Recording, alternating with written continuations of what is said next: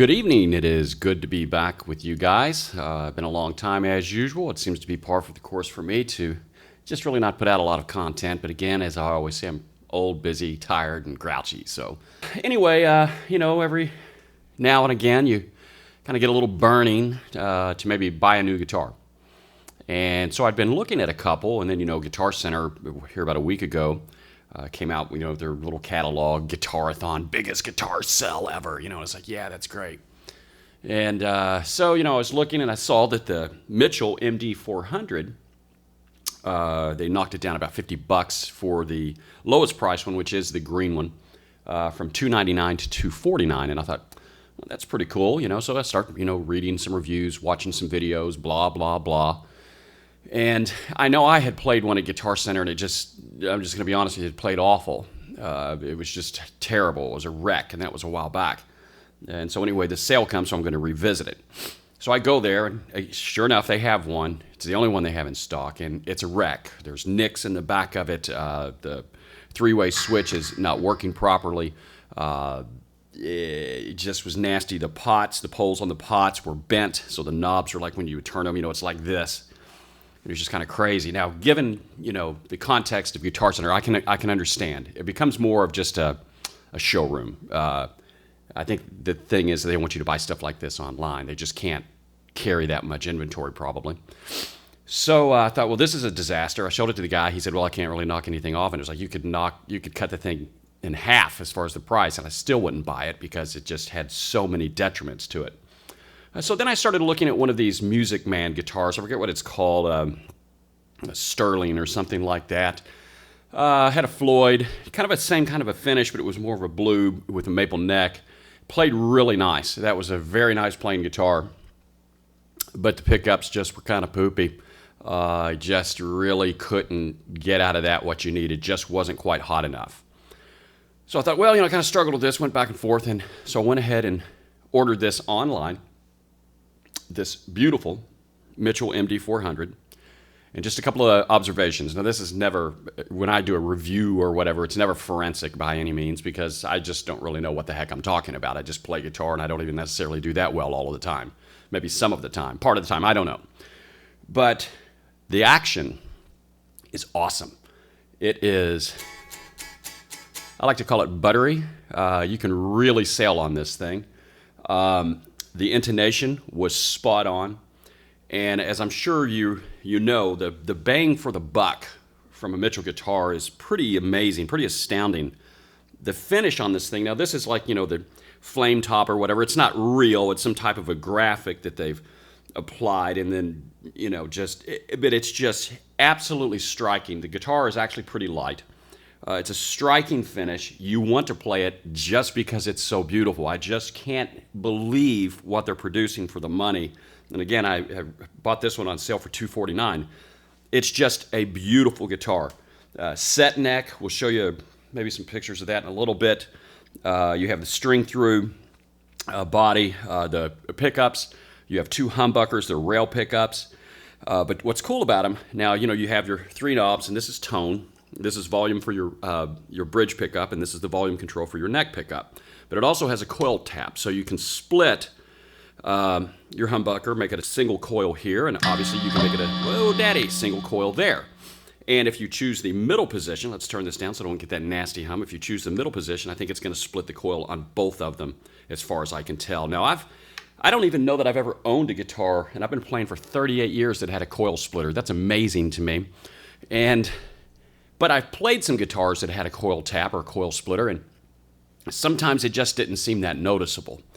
Well, with this one, it's pretty daggone noticeable, and we're going to get into that in just a little bit. I might also mention that it also has locking machine heads. First guitar that I've ever had with the locking machine heads.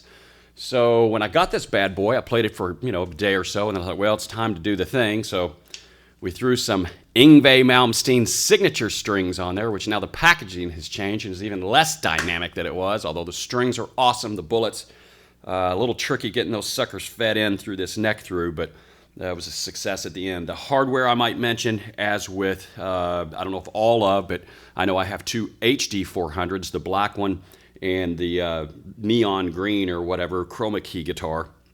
And it has that smoky, kind of a charcoal hardware, the tone and volume control knobs, the bridge, the housing around the pickup, the machine heads, whatever. It's all that's like a smoky kind of a charcoal finish. It's extremely beautiful, very nice. Also, obviously, it has the binding around the body, the binding around the neck, and it's just an absolutely beautiful guitar. It is something to behold. It really looks nice in the room, and you just want to go over and pick it up because it's absolutely awesome.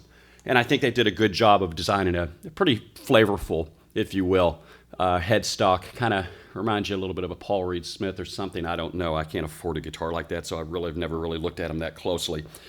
So anyway, it's a beautiful guitar. The pickups are just hotter than a pimp's pistol. I mean, it's just amazing, the playability of this thing, and it sounds pretty good as well. It's now, you know me, I'm a pure Strat guy, and I haven't played one of my Strats, I think, since I purchased this thing, so it's only a week, but then again, that takes a lot to pull me away from one of those. Not that this is going to replace it, because I'm strictly a single coil Strat, clanky, shiny, glassy tone that it gives me, but this is pretty nice. And actually, when you do the coil tap on this guitar, because it, you know, kind of has that thick, kind of a Les Paul sound almost to me, maybe obviously brighter, but even when you tap the coil, it kind of goes into that middle position of a Les Paul where it's that clickety-cluckety type of a sound, which is very cool, and it sounds great. So let's just give you a couple of demonstrations on the coil tap, if we could. Here is going to be an example of full-blown humbucker bridge position, not tapping the coil.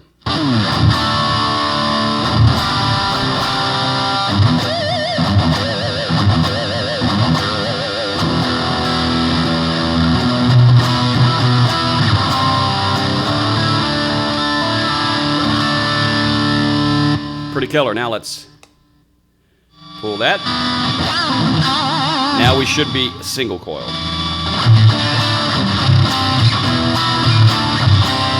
And you can really notice because it's not going to grab your artificial harmonics as strong.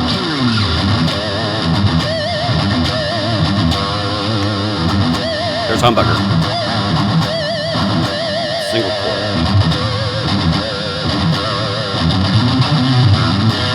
But it gets pretty glassy. Again, this is single coil.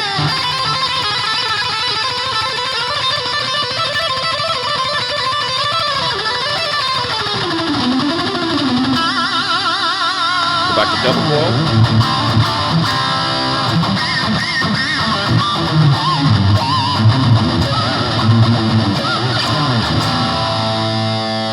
And we'll go to the neck position, full humbucker.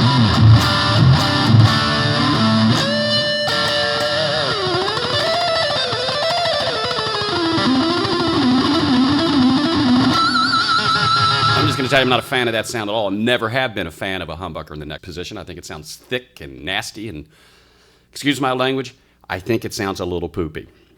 So let's split the coil. Different result.